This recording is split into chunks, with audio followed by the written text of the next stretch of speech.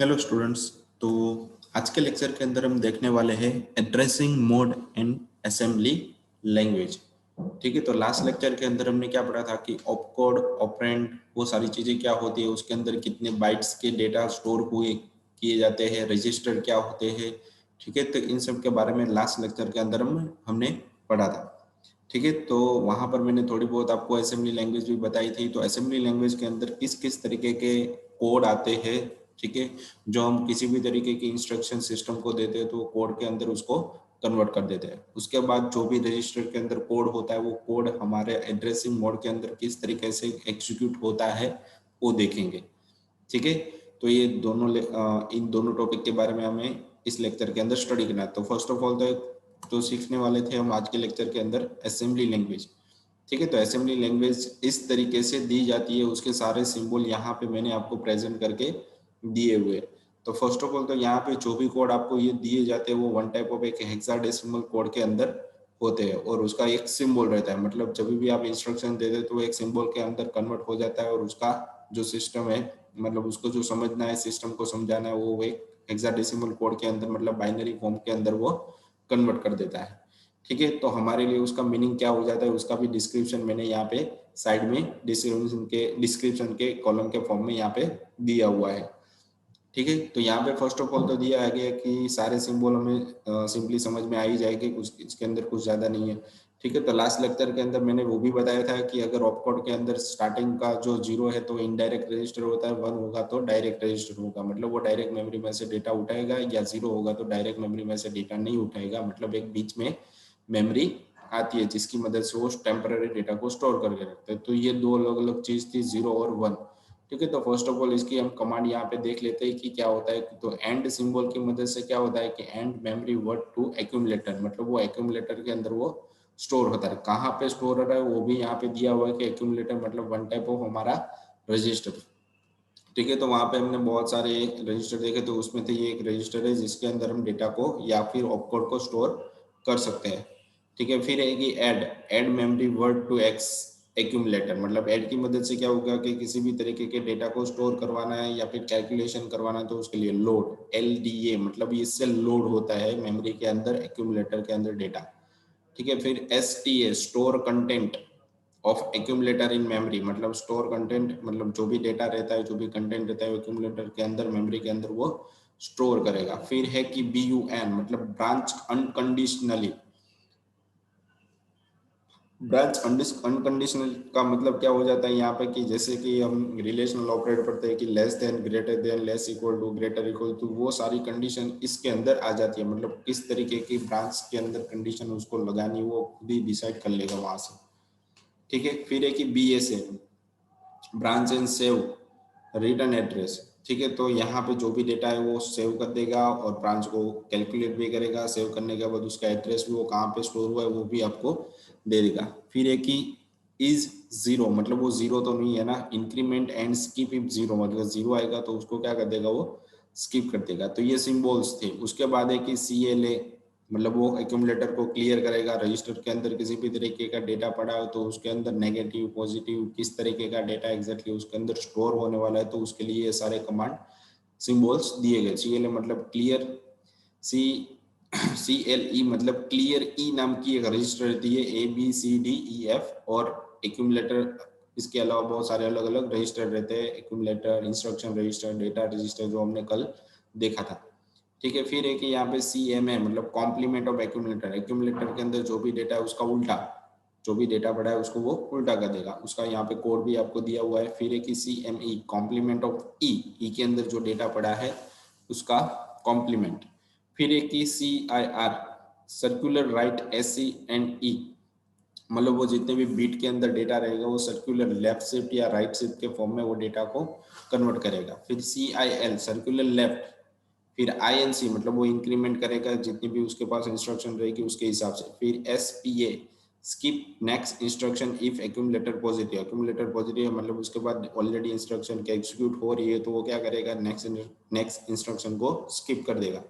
फिर एक SNA skip next instruction if SC negative, वो नेगेटिव होगा तो। फिर एक skip next instruction if SC is 0, अगर वो डेटा खाली रहेगा तो वो क्या करेगा, स्किप करेगा। फिर SJD, तो अलग अलग फॉर्मेट के अंदर वो क्या करता है कि डेटा को होल्ड, इंक्रीमेंट, डिक्रीमेंट, क्लियर, ठीक है, तो कॉम्प्लीमेंट, रिवर्स, वो सारी चीजें यहाँ से उसकी मदद से आप कर सकते हो रजिस्टर के अंदर, ठीक है। तो कोड आपको यहाँ पे सिंबल दिया गया है। फिर है कि मुझे इनपुट में से डेटा चाहिए या ले जाना है, तो उसके लिए इनपुट, आउटपुट, स्किप करना है, स्किप आउटपुट करना है, इंटरप्ट करना है कोई ऑपरेशन या इंस्ट्रक्शन, तो वो सारे यहाँ पे आपको सिंबल्स दिए गए, ठीक है। तो ये सारे क्या होते हैं कि असेंबली लैंग्वेज के अंदर ये सारे सिंबल इस तरीके से दिए जाते हैं कि जिसकी मदद से एड्रेस या रजिस्टर के अंदर जो भी डेटा आपका पड़ा हुआ है उसको आप टेम्पररी ब्लॉक कर सकते हो, इंटरप्ट कर सकते हो, कोई भी कैलकुलेशन कर सकते हो, ठीक है। तो इस तरीके से होती है सारी कैलकुलेशन, ठीक है। तो असेंबली लैंग्वेज के फॉर्म में वो हम जो भी इंस्ट्रक्शन देते हैं वो इस तरीके से कन्वर्ट हो जाती है और उसके बाद वो प्रोसेसर को कंपाइल करने के लिए देता है, जिसके हिसाब से हमें आउटपुट मिल जाता है, ठीक है। तो उसके बाद आ जाता है कि हमारे पास एड्रेसिंग मोड। तो फर्स्ट ऑफ ऑल हमने क्या देखा था कि असेंबली लैंग्वेज के अंदर किस किस तरीके के कोड आते हैं वो सारे मैंने आपको बता दिया, ऑपरेशन कैसे करें वो आगे हमें पता चलेगा, ठीक है। तो ये हमारे कोड थे, तो ये आपको याद रखने थे या फिर आप कहीं पर भी नोट भी कर सकते हो ताकि पता चलेगा कि एक्यूमुलेटर असेंबली लैंग्वेज किस तरीके से होती है और उसके अंदर किस तरीके का डेटा आता है। तो यहाँ पे डिस्क्रिप्शन के अंदर आप अच्छे से देख सकते हो, ठीक है। फिर एक एड्रेसिंग मोड, एड्रेसिंग मतलब किस तरीके की इंस्ट्रक्शन मेरे पास आएगी तो वो किस एड्रेस के थ्रू इंस्ट्रक्शन एग्जीक्यूट होगी, तो वो यहाँ पे दिया गया। तो यहाँ पे वो भी दिया गया है कि एड्रेसिंग मोड का हम यूज क्यों करते हैं, पहली बात तो, ठीक है। तो फर्स्ट ऑफ ऑल यहाँ पे बताया गया है कि the operation field of instruction specify the operation to be perform, किस तरीके का ऑपरेशन करना है वो हमें पहले दिखाया गया यहाँ पे। This operation will be execute on some data which is store in a computer register और मेन मेमोरी, मेन मेमोरी के अंदर जो भी डेटा पड़ा है कंप्यूटर के अंदर या फिर हमारे रजिस्टर के अंदर, तो उसको एग्जीक्यूट किस तरीके से करेगा तो वो कंप्यूटर डिसाइड करता है। तो way any operand is selected during the program execution is dependent on the addressing mode of the instruction, मतलब ऑपरेंड के अंदर जो भी डेटा उसका पड़ा है उसके साथ किस तरीके का कैलकुलेशन करवाना वो एड्रेसिंग मोड के ऊपर डिपेंडेंट रहता है, ठीक है। तो purpose of using addressing mode, तो उसका क्या यूज है यूज करने का, to give a programming feasibility, मतलब वर्सालिटी वो देता है यूजर को कि एक फैसिलिटी होगी कि उसको जब वहां पे कंप्यूटर के अंदर जो जिस तरीके का कैलकुलेशन होता है वो उसको याद रखने की कोई जरूरत नहीं, अपनी तरीके से भी वो इंस्ट्रक्शन देगा तो भी कंप्यूटर वो समझ लेगा। फिर है कि to reduce the number of bit in addressing field of instruction, ठीक है। तो सेकंड वाला क्या दिया है कि अगर हम इंस्ट्रक्शन किसी भी तरीके देगा तो क्या करेगा कि रजिस्टर असेंबली लैंग्वेज के अंदर उसको क्या करेगा कि शॉर्ट फॉर्म के अंदर वो रिड्यूस कर देगा, मतलब उतनी जो पूरी लाइन हम लिख रहे हैं वो हमारे लिए है, सिस्टम को समझाने के लिए तो क्या होता है वन टाइप ऑफ ऐसे लो लेवल लैंग्वेज यूज होती है, मतलब वो कोड को रिड्यूस कर देगा, छोटा कर देगा, ठीक है। तो एड्रेसिंग मोड आपको पता चल गया, तो उसकी दो ही बेनिफिट्स है। फर्स्ट ऑफ ऑल तो क्या है कि यूजर को बेनिफिट रहेगा किस तरीके की प्रोग्रामिंग उसको करनी है, दूसरा कोड है वो छोटा हो जाएगा, ठीक है। तो इस दोनों तरीके के लिए एड्रेसिंग मोड का यूज किया जाता है। फिर एक उसके अंदर कितने तरीके के एड्रेसिंग, यहाँ पे तो हमें 5 तरीके के एड्रेसिंग मोड दिए गए, तो इसके अलावा भी बहुत सारे अलग अलग तरीके के एड्रेसिंग मोड आते हैं, पर ये जो 5 तरीके दिए गए हैं वो बहुत ही ज्यादा यूज होने वाले एड्रेसिंग मोड है, ठीक है। तो फर्स्ट ऑफ ऑल तो इमीडिएट मोड दिया गया है, उसके बाद रजिस्टर मोड दिया गया है, उसके बाद यहाँ पे रजिस्टर इनडायरेक्ट मोड दिया गया है, फिर एक ही डायरेक्ट एड्रेसिंग मोड और दूसरे बाद दिया गया है इनडायरेक्ट एड्रेसिंग मोड, ठीक है। तो इस तरीके की यहाँ पे एड्रेसिंग मोड दी गई है अलग अलग टाइप की। तो डिटेल में जानने के लिए हम पहले तो इमीडिएट मोड को देखेंगे कि इमीडिएट मोड एग्जैक्टली क्या होता है, उसके अंदर किस तरीके की प्रोसेस होती है, ठीक है। तो immediate mode first of all तो यहाँ पे दिया है, तो यहाँ पे लिखा है in this mode the operand मतलब data is specified in the instruction itself, मतलब इस इंस्ट्रक्शन के अंदर ऑपरेंड को किस तरीके से दिया जाएगा वो स्पेसिफाई करके ही रखना पड़ता है।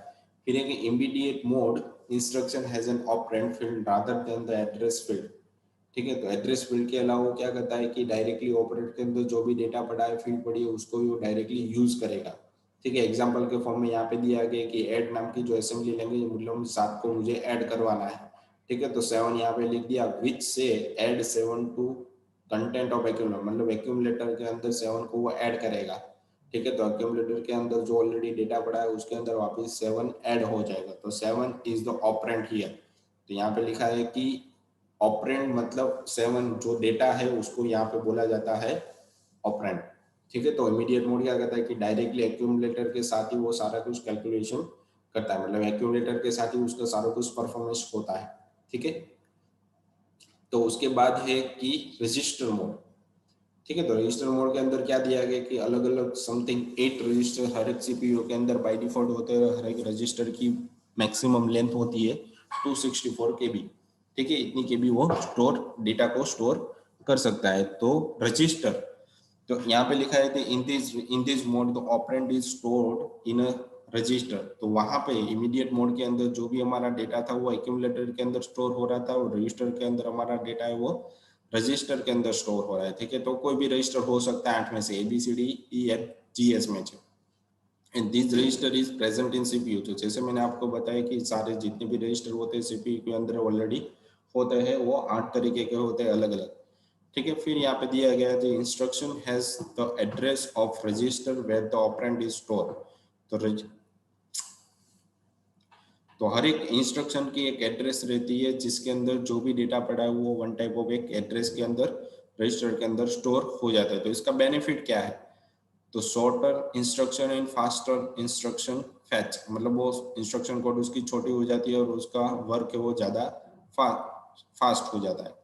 Faster memory access to the operand, मतलब जो भी इमीडिएट मोड के अंदर रजिस्टर में से वो डायरेक्टली डेटा उठा रहा है उससे वो ज्यादा फास्ट वर्क करता है, ठीक है। तो यहाँ पे उसके लिए दिया गया इंस्ट्रक्शन यहाँ पे तो दी गई है, पर उसका एक में एड्रेस है और दूसरे के अंदर क्या दिया है कि उसकी वैल्यू दी गई है, ठीक है। तो ये क्या करता है कि रजिस्टर में से डायरेक्टली वो डेटा को ऑपरेंड के फॉर्म में, मतलब इसी के अंदर डायरेक्टली डेटा को स्टोर करेगा। उसका एड्रेस तो यहाँ पे दिया गया, तो एड्रेस के थ्रू मेमोरी को, मतलब इस वैल्यू को एक्सेस करेगा। जैसे हम प्रोग्रामिंग के अंदर करते हैं कि इंटीजर ए मैंने लिख दिया तो ए के अंदर मैंने 5 6 कोई भी वैल्यू दे दी है, तो मैं ए लिखूंगा तो उसके अंदर जो भी डेटा पड़ा है वो मुझे दे देगा। तो वैसे ही यहाँ पर भी वर्क होता है सेम टू सेम, ठीक है। फिर उसके डिसएडवांटेज क्या है, तो वेरी लिमिटेड एड्रेस स्पेस, मतलब मैं उसके अंदर बहुत बड़ी वैल्यू मुझे डालनी है तो मैं नहीं कर सकता, तो उसके लिए मुझे दूसरे डेटा को यूज करना पड़ेगा, ठीक है। Using multiple register help performance but it complicate the instruction, ठीक है। तो रजिस्टर के अंदर जो भी मल्टीपल रजिस्टर रहते हैं वो हेल्प करते हैं परफॉर्मेंस को इम्प्रूव करने के लिए, बट इट इज कॉम्प्लिकेटेड हो जाता है कि एक के अंदर इसके पास डेटा पड़ा है वो दूसरे को भी उसका कैलकुलेशन करने दोगे तो दोनों के अंदर कैलकुलेशन में गड़बड़ी हो जाती है, ठीक है। तो वो कॉम्प्लिकेटेड हो जाता है थोड़ा।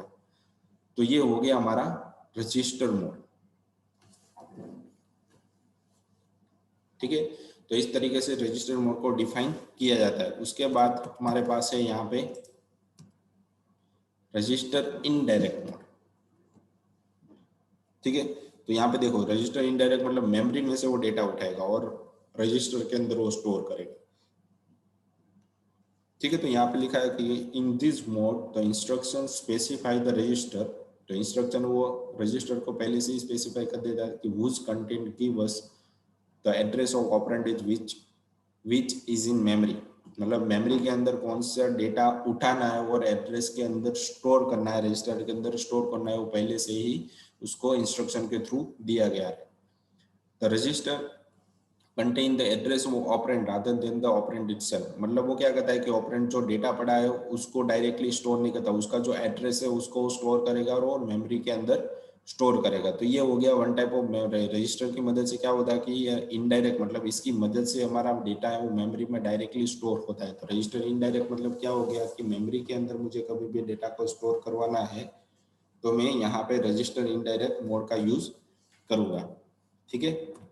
फिर उसके बाद है कि डायरेक्ट एड्रेसिंग मोड, ठीक है। मतलब मेमोरी के अंदर डायरेक्ट मुझे डेटा को स्टोर कर देना, तो बीच में कोई रजिस्टर की मुझे जरूरत नहीं है, तो वो हो जाता है वन टाइप ऑफ हमारा डायरेक्ट एड्रेसिंग मोड। तो यहाँ पे जैसे आपको दिया गया है कि एक ग्राफिकली फॉर्म में इंस्ट्रक्शन है और उस पिछले वाले जो रजिस्टर था उसके अंदर क्या था, रजिस्टर इनडायरेक्ट के अंदर बीच में हमारे पास एक रजिस्टर था जो सीपीयू के अंदर, तो सीपीयू के थ्रू डेटा यहाँ पे स्टोर होता है, जबकि रजिस्टर डायरेक्ट एड्रेसिंग मोड के अंदर बीच में कोई कैलकुलेशन नहीं होती, डायरेक्टली मेमोरी के अंदर डेटा को स्टोर किया जाता है।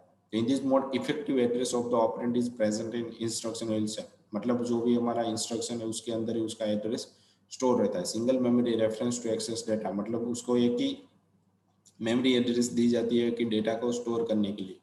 No additional calculation to find effective address of the operand, मतलब इसके साथ किसी भी तरीके का कैलकुलेशन उसको करना है तो अलग से कोई मेमोरी या रजिस्टर उसको नहीं दिया जाता।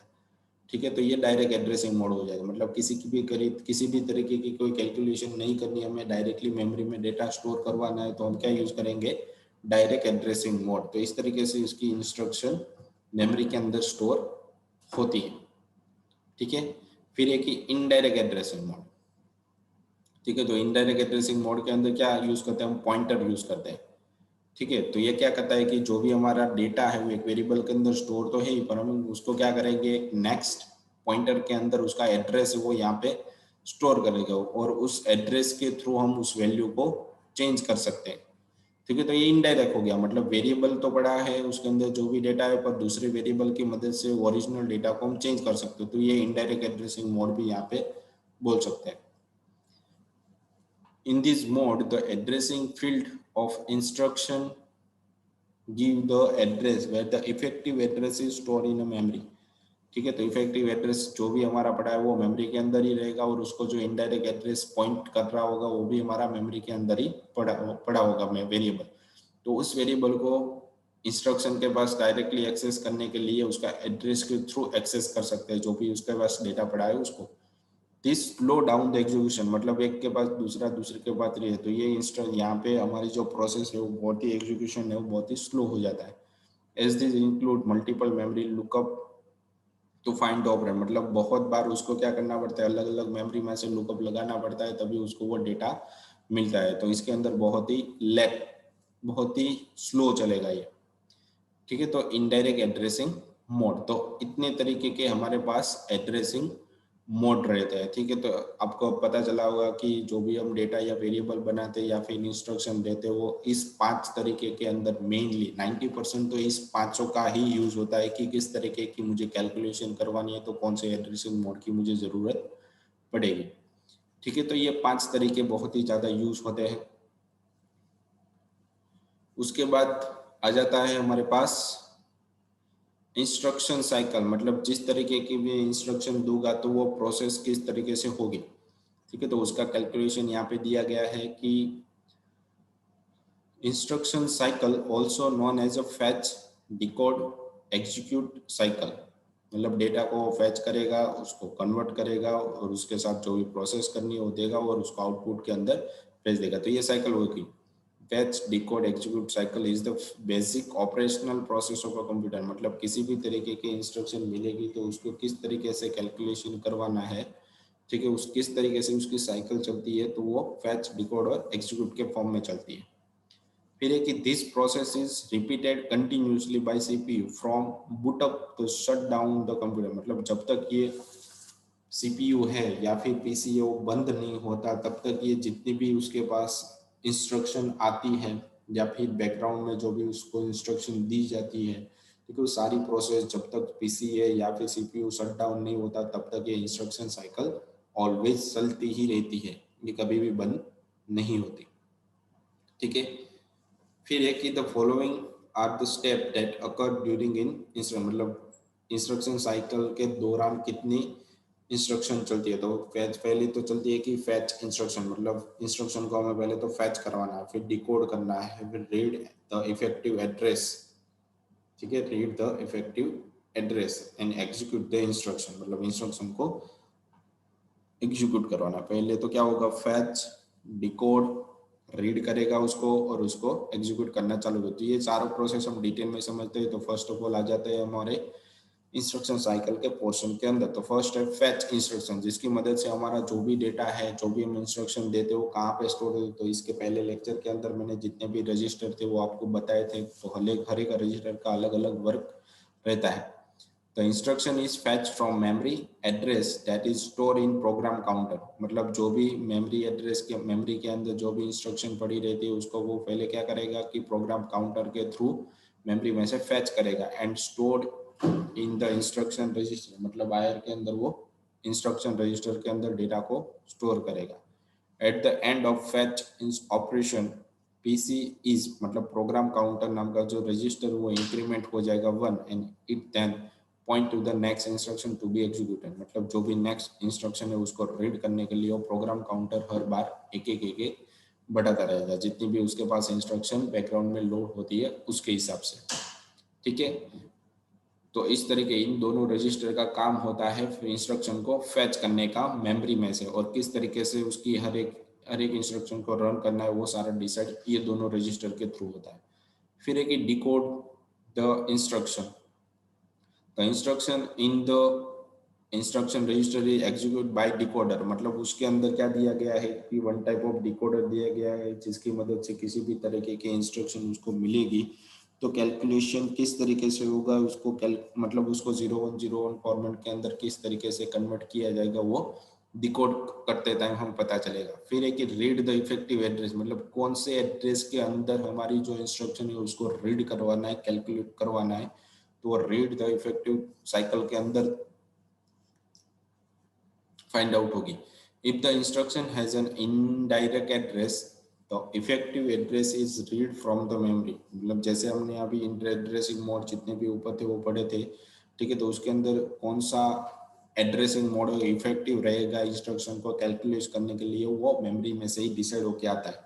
Otherwise operand are directly read in case of immediate operand instruction, मतलब जब भी उसको डेटा को सिर्फ रीड करना रहता है तब क्या होता है कि इमीडिएट ऑपरेंड का एड्रेसिंग मोड का ही यूज होता है। ठीक है, तो ये तीन हो गए। उसके बाद है कि एग्जीक्यूट द इंस्ट्रक्शन, मतलब उसके पास इंस्ट्रक्शन आ गई तो इंस्ट्रक्शन को प्रोसेस किस तरीके से करना है और आउटपुट किस तरीके से देना है।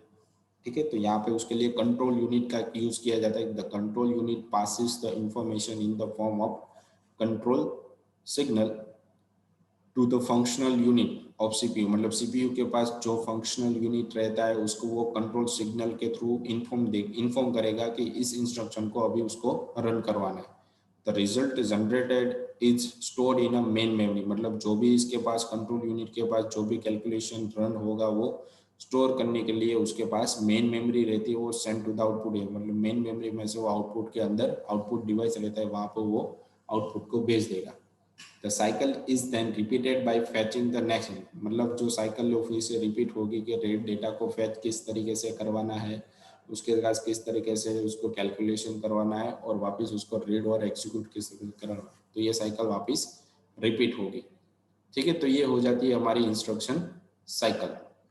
तो इंस्ट्रक्शन साइकिल का यहाँ पे आपको दिया गया है एक डायग्राम जिसकी मदद से आपको और ज़्यादा समझ में आएगा कि इंस्ट्रक्शन साइकिल किस तरीके से वर्क होती है। तो जो भी हमारी स्टार्ट जैसे ही करेंगे एल्गोरिथम के थ्रू समझेंगे, तो फर्स्ट ऑफ ऑल तो क्या होता है कि लोड द एड्रेस, मतलब वो क्या कहता है कि प्रोग्राम काउंटर को लोड करवाएगा जिसकी मदद से जो भी इंस्ट्रक्शन उसको मिली है प्रोग्राम काउंटर के अंदर स्टोर हो जाएगी। फिर क्या करेगा, प्रोग्राम काउंटर के पास जो उसने एक इंस्ट्रक्शन पढ़ी वो इंस्ट्रक्शन रजिस्टर के अंदर लोड करेगा, उसको वो डिकोड करना चालू करेगा। फिर क्या करेगा वो कि अपडेट करेगा कि नेक्स्ट इंस्ट्रक्शन उसको कौन सी देनी है। फिर यहाँ पे एग्जीक्यूट चालू हो जाएगा।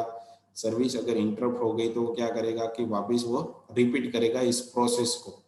ठीक है, तो इंटरप्ट की मदद से सारी कैलकुलेशन हमारी सर्विस की मदद से सारी कैलकुलेशन यहाँ पे होती है। अगर कोई भी प्रॉब्लम आती है तो इंटरप्ट के अंदर चली जाती है और वापस उसको लूप के अंदर डाल देती है इंस्ट्रक्शन साइकिल के अंदर। ठीक है, तो ये हमारी हो गई इंस्ट्रक्शन साइकिल। इस तरीके से ये सारी कुछ वर्क होती है। उसके बाद लास्ट में हमारे पास क्वेश्चन है। ठीक है, तो आज के लेक्चर के अंदर जितना भी हमने पढ़ा था तो उसके रिलेटेड ही यहाँ पे क्वेश्चन मैंने दिए हुए हैं।